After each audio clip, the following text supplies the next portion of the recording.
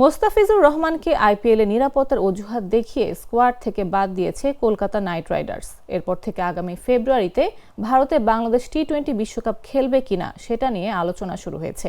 এর মধ্যে রোববার আইসিসিকে ভেন্যু পরিবর্তনের দাবি জানিয়ে চিঠি দিয়েছে বাংলাদেশ ক্রিকেট বোর্ড। আজ দুপুরে 17 জন বোর্ড পরিচালক মিলে নতুন সিদ্ধান্ত নিয়েছেন আইসিসিকে চিঠি লেখার বিষয়ে। এরপর আইসিসিকে মেইল দেয়া হয়। আইসিসিতে চিঠি প্রেরণ প্রসঙ্গে জাগো নিউজের সাথে আলাপে বিসিবি পরিচালক ও cricket operations chairman Nazmul Abedin Fahim জানান, আইসিসির কাছে চিঠি দেওয়া হয়েছে। তিনি আরও জানান যে বিসিবির দেয়া চিঠিতে মুস্তাফিজের বিষয়ে ভারতের কাছে ব্যাখ্যা দাবি করার কথাটি থাকছে না। বিশ্বকাপের আগে বিসিবি এটা নিয়ে মাথা ঘামাতে চাচ্ছে না। মেইলে বিসিবি লিখেছে, নিরাপত্তার শঙ্কায় ভারতে টি-20 বিশ্বকাপে দল পাঠানো সম্ভব নয়, যে কারণে ভেন্যু সরিয়ে নিতেও আবেদন করেছে বোর্ড।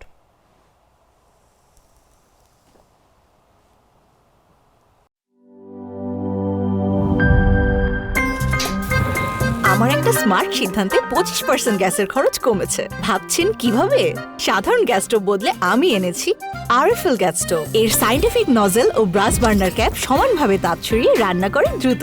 তাই গ্যাসও বাঁচায় 25%, টাকাও বাঁচে 25%। আরএফএল গ্যাস স্টোভ নিরাপদ ও গ্যাস সাশ্রয়ী।